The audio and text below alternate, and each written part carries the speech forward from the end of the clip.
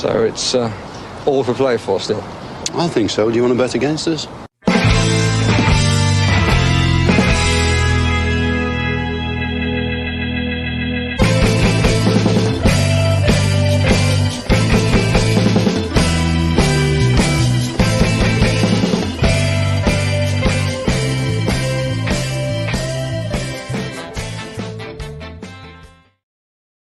Hello, everybody, and hello, Villa fans, even, and welcome to For the Love of Paul McGrath podcast. I'll pop up my name just in case any of you are new to the podcast. I'm Neil Dunworth, and welcome to the podcast.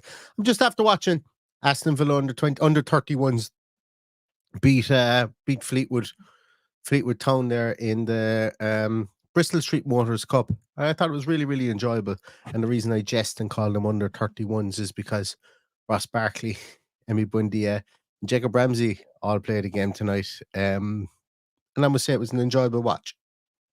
Excuse me. That's not what we're here to talk about tonight. We're here to talk about different young boys, and that's Young Boys of Byrne, or BSC Young Boys as they're known. Our first opponents in the Champions League in this upcoming, our maiden voyage into the Champions League of the modern era. And it's really important, I think, I suppose, I've always said this before, it's really important for us to enjoy this, to take in the Champions League, to be in the moment, I suppose, as people say, with regards to this, and to make the most of it and to try and savor it.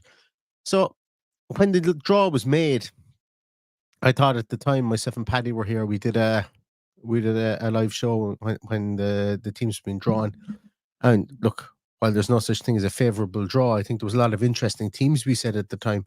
And Young Boys of Byrne, or BSC Young Boys, are definitely one of those interesting teams. So it got me thinking, why not do a little piece on all teams? Now, obviously, some teams are going to be easier than others. You know, a lot of people are going to know an awful lot about Bayern. An awful lot of people are going to know an awful lot about Juve. A lot of people will know an awful lot about Celtic, I would imagine. We're going to do it, and we're going to look down through all these teams. So I've got Bayern coming up next, then I've got Bologna, Monaco, and we're going to do them in the order that we actually play them, culminating with Celtic. And I thought it would be a nice way to kind of fill the gap in this international week for those of you who don't participate in international football, kind of like myself. I watch England and Ireland when they play, but I'm not a huge fan of international football. It interrupts my flow of football watching. So BSC Young Boys, or Young Boys Byrne, really interesting study. I've watched every single one of their super. So they changed managers. They've been incredibly successful, first of all. Okay, this team took on the mantle from when Basel were winning all those championships. Young Boys of Byrne were finishing second an awful lot. So they were the bridesmaid. Basel tended to hit on hard times, and Young Boys took over the mantle. They've won 4 of the last 5, and I think 7 of the last 8 championships, or definitely 6 of the last 7 Swiss championships. So they're no mugs. And the time they didn't win it, they finished 3rd, and they got rid of their manager straight away. They came back afterwards. They won the league the year after. I think there was a 16-point gap to Servette in 22, 23. And then in 23-24, they had a guy by the name of, I think his name was Raphael Wiki, managing them. And they actually sacked him, and they brought in Magnin. And for short term, he won them the league. And then they went and they got a full-time replacement in. And the full-time replacement is the current manager that they have now, Patrick Rahman, or Rahman, or Rachman. I don't know how you pronounce it. I'm never 100% sure how to pronounce it. So we're going to take a look. These Champions League files, as I'm going to term them, what they're going to look like are, we're just going to take a look at all the teams. We're going to take a look at the managerial situations that they have, a bio of the team, managerial situation, going to take a look at how they set up and some endangerment. So they're not going to be they're not going to be incredibly long podcasts, but they'll set us up. And then obviously as we get closer to when we play them, we will look at what their form is like at any given time. So with that being said, let's take a little look at Young Boys, and I will pop up a slide deck as I want to do on the screen here. Give me one moment. There's something not quite right with my setup. I don't know. Something looks a bit weird. Anyway, we'll struggle on regardless. So, as I mentioned, Young Boys are first up. You were founded on the 14th of March, 1898. So, very, very, very, very old team. A lot of the teams that we played. This is interesting. It was interesting to see when teams were founded. I thought that we've played. I would have thought Bayern Munich would have been founded a lot later than they were. Now they're celebrating 100 years this year. Bayern Munich are, but I would have thought that they would have been like one of the first teams that were founded, but that wasn't the way. Young Boys of Bern were founded in 1898. They play at the Wankdorf Stadium. Their head coach, as I say, is Patrick Raman. In 2023-2024, they finished first in the Swiss Super League, and their top scorer was Joel Monteiro, who plays on the right wing. He had 12 goals. One interesting thing about Young Boys is they spread the amount of goals amongst their team. I think they had four players, if not 5 players, within the team last year that had over 10 goals. So they spread the goals amongst their team, but Joel Monteiro had 12 goals last year. And he's somebody we're going to talk about in a moment as well. But the real interesting one and the real piece that everybody should be looking at here is their manager, because he's only just come in this year. And he had, he was brought in. Basically, he's a storied past in a lot of ways. We'll talk about it, but he was brought in from a side called Winter Her, I think is how you pronounce it. A team of without being disrespectful, but a team of little repute, I would say, within the Swiss league. But he got them punching much further above their weight than you would have expected. And then Young Boys came calling, and he took the gig there.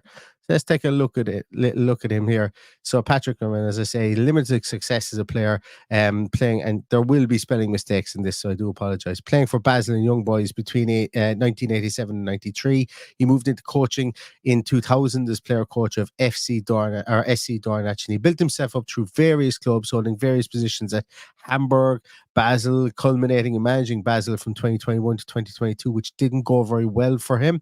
And he's also managed the Swiss under-21. So he's a good manager. He has a body of work behind him as a manager. He's learned through the School of Hard Knocks. Interesting piece about the Hamburg situation was he went in there as a coach, became assistant coach, and coached at various different levels within the club. He coached at various different levels within Basel as well. So he's not a Billy Big Time. He's done his apprenticeship as a coach. And that's something that I admire. I always admire with coaches. He's a career win percentage of 49% as well. As I say, his big break would have been probably with Basel between 2021 and 22. And that didn't go so great for him. But look, he has managed at international level as well with the Swiss under-21s, as I mentioned previously as well. So, Young Boys usually play in 2 different formations. Primarily, they play in a 4-2-3-1, as we see there on the left-hand side. But I watched a couple of games. As I said, the Super League's 4 games old, and they've also played Galatasaray in 2 games this year already. Now, the majority of the games I've seen them play, they've been 4-2-3-1. However, the first 2 games of the season that they played in the Super League, they did play 4-4-2, which I thought was really interesting. They have not started the Super League well. They have not started well under this new manager at all. Yes, getting into the Champions League over 2 legs, beating Galatasaray is something. You have to remember, Galatasaray had a man sent off in both of those games, and they did go a bit lula, Galatasaray, in both those games, and did not play well, I thought, when I watched them. At the moment, Young Boys Bern are bottom of the league. They have 3 draws and 3 losses out of 6 games played in the played in the Super League. So they're not going very well under this guy who's just come in. And as I say, the one worry a lot of their fans have, like he's not a bad manager, but one worry that the fans that are of Young Boys have, and this is from going on message boards, searching on Twitter and stuff like that, and using Google Translate to the best of my ability, is that he failed at Basel when he was there before.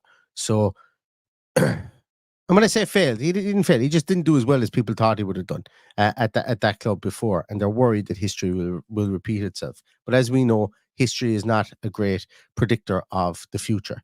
Well, it is a great predictor of the future, but for this instance, it's not. And in football, anything can happen.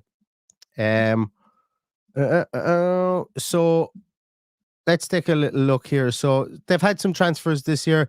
Like this has been really eye-opening. It's been really eye-opening to look across all the 7 teams that we play, see their transfers, and see some teams that just don't see the transfer market as a massive thing. And you see other teams who go away and they spend lots of money. Like when we get on to Munich tomorrow, or maybe the day after, the money they spent out and they can spend out is huge. And the feeling and the pressure they're under to bring players in is huge, considering the incredible squad that they have. But then you've got teams like BSC Young Boys or Young Boys of Bern here. Their big transfer came in from Atalanta, a Gambian international. I think he's about 25 or 6 caps for Gambia, and his name is Ibrahim Akali. Plays as a winger. Came in for Atalanta for 1.65 million. Brought in free transfers. They brought in loan transfers, as we can see there, and so they're very much playing within their means, and to be in the Champions League is going to be massive for a team like this for stability off the field, and they're building in a very, very conscientious way, I suppose. When we look at transfers out here, Anthony Recopia has gone to Hull. The goalkeeper, he went to Hull this season for €1 million. So they also sold those guys that you can see there. None of them that really, and one of their centre back, Fabian Lutzenberger, retired. So their outgoings aren't people really of note. Their incomings aren't really people of note. But they do have some really good players within their team. There's one player that I'm going to highlight in a moment, is somebody that I just tended to like when I watched this team, and he's a defensive midfielder, and we will take a look at him in a moment. So let's take a little look at their setup. So they set up a 4 at the back. Hadjam Algerian left back. He also plays right back, so he kind of switches between the two positions. He was sent off early in the league campaign, but he's somebody that they rely on an awful lot out there at the left back. Zukru and Moali Kamara or else Husic will play at the 2 centre half positions, and then a guy that they absolutely love, and I think Swiss football is going to grow, or is growing to love very quickly. Lewin Bloom, a right back, a real conventional right back, a very good player. For me, he's the one player that really jumped off the page when I watched him. He's a right back that gets forward. He had 8 assists, I think, last season. He's your conventional right back. He's going to go wide. There ain't no inverted right back here. When you look at him, he's going to stay wide. And when Patrick Raman sets up with 4 across the back. The wing back or the centre backs go pretty wide, actually, to be honest with you. There's quite a distance between them when they're in possession. Goalkeeper isn't afraid to come to the edge of his area with the ball in possession.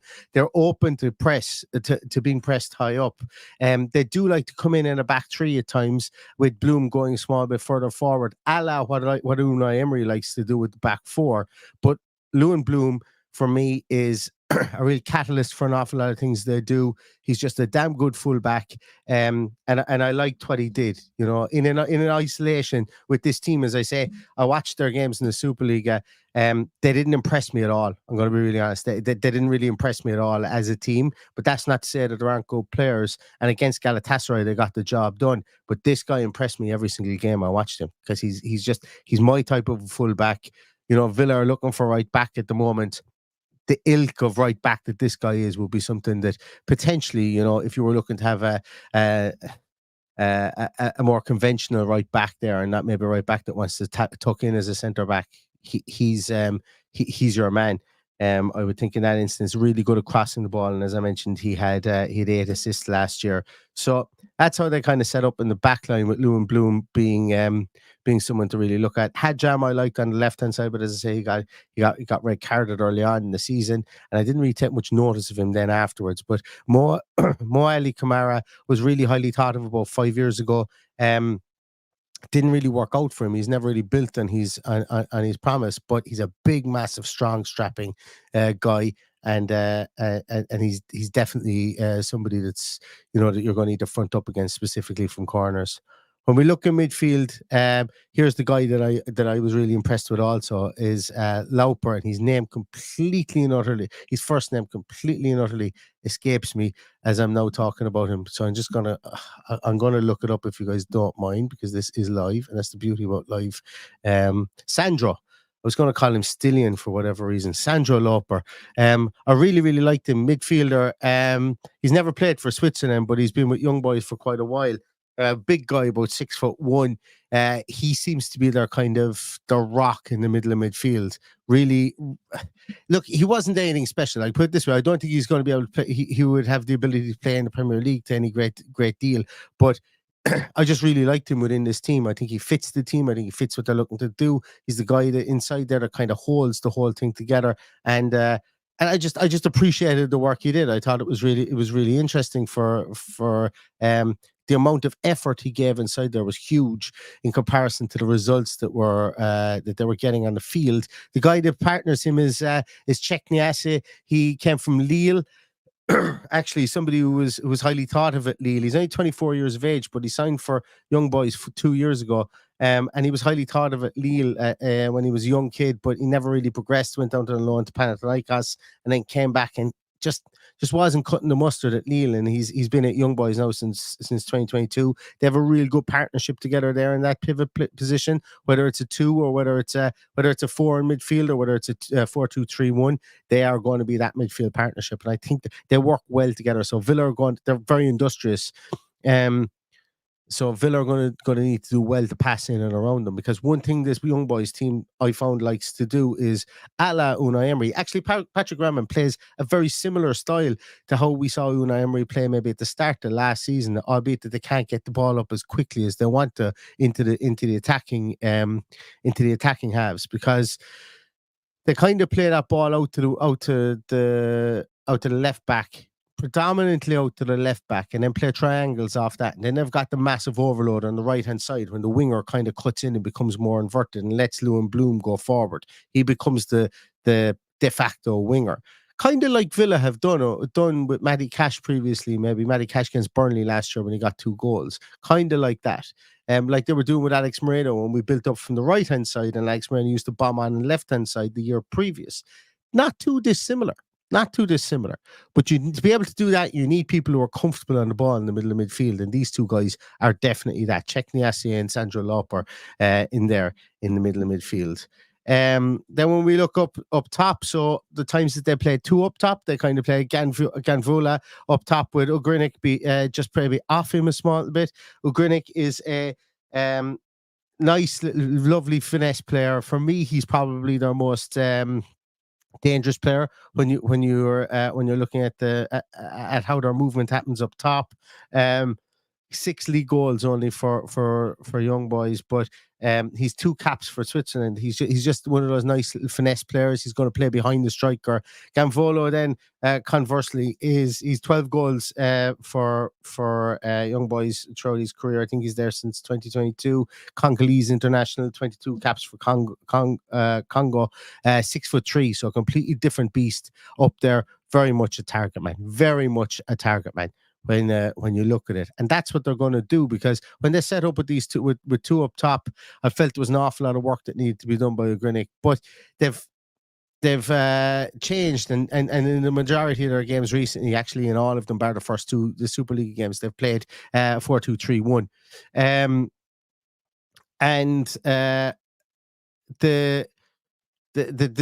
the way that they play here is more conventional, more the way you would expect them to play with Ganvolo up top. They're going to have Montero on the right-hand side. They're going to have the new signing Collie there. They're also going to have somebody who I didn't mention here on the page, and that's Cedric Itten, Belgian international, or sorry, Swiss international, should I say. I think he's 4 goals in 8 games for Switzerland. I don't know has he been involved in the Swiss team for a while yet, but people will remember him, or may remember him from his time in British football. He played with Rangers for a couple of seasons, I think. But he scored 29 goals in 61 appearances for Young Boys of Byrne as well. So definitely somebody that should not be written off. And if I'm not mistaken, he might have scored the winning goal against Galatasaray to put them into the Champions League.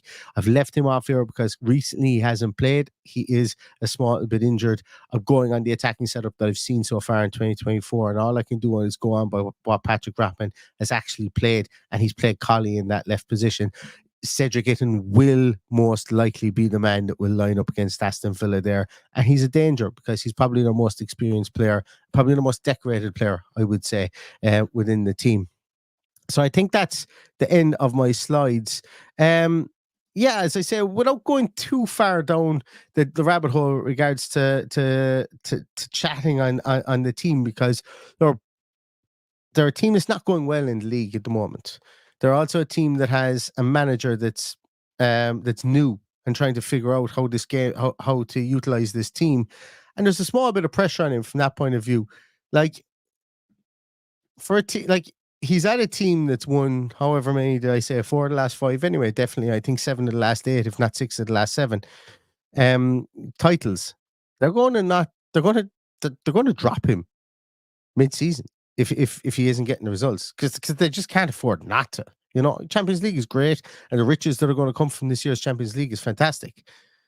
But like, the long and the short of it here is that if there's another option that they can go to bring in for Patrick Raman, you know, they probably will. You know, there's he has a lot of positives. You know, I'm just looking at some notes that I made here. You know, some of the positives I've mentioned, as I mentioned previously, are that, you know, he plays attacking football. He likes to go wide. He likes to attack from the wide positions. He likes to play triangles in midfield, suck people in, and then go and have that progressive overload on either side of the field. But there are some glaring weaknesses in the team as well that I noticed. Spacing at times is unconventional, is what I would say. They're either massively compact in defense, or you see the 2 centre halves forget to come back in. When they're in possession, the 2 centre halves get wide. Oh, they forget to come back in, and it looks strange. So remember I mentioned about Sandro Lauper and Niassi in the middle of midfield. They have to have so much industry in there because they're trying to plug gaps all over the place from spacing wise. And it looks at times that they're out of position because they're plugging gaps because other people are out of position. So he's going at, like, we play Young Boys Berlin in actually, it's 14 days, it's 2 weeks from today, so the 17th of September. And there's a lot of work they're going to need to do to get that shape work right. Because if their shape isn't right against Aston Villa, Morgan Rogers will come in centrally and will absolutely tear a hole straight through the middle of them. Can they get it done? They absolutely can. You know, any team can get their shape work right. Any professional football team should be able to get their shape work right for one game and to focus on, to work on one game within 14 days. They absolutely can. But what I would say is that while I don't write this team off at all in Young Boys, I certainly don't. What I have seen of them is a team that's certainly moving to a new philosophy with a new team manager. Some talented players in there, as I said, Lewin Bloom, Sandro Lauper, Cedric Gayton, Ugrinic. The big guy up top is a good striker. You know, he's not Premier League standard, but he's a good striker. You know, it's not to say that he can't score a goal against Aston Villa. You know, we saw that in the Conference League last year. But he's a big handful at 6'3", and he's a strong player. So I think it's going to be an interesting first game for Aston Villa. I expect Aston Villa to win. I think it's the perfect first game for us to get in the Champions League.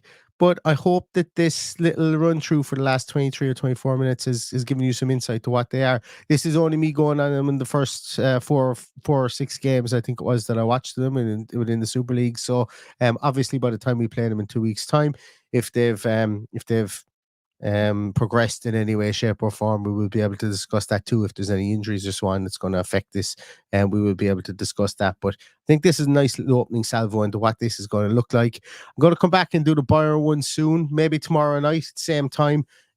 Just because we're in the international break and I'm itching for club football again. So if you did like this, please share it around the place. Please like it. Please join us tomorrow and the day after and the day after that for more.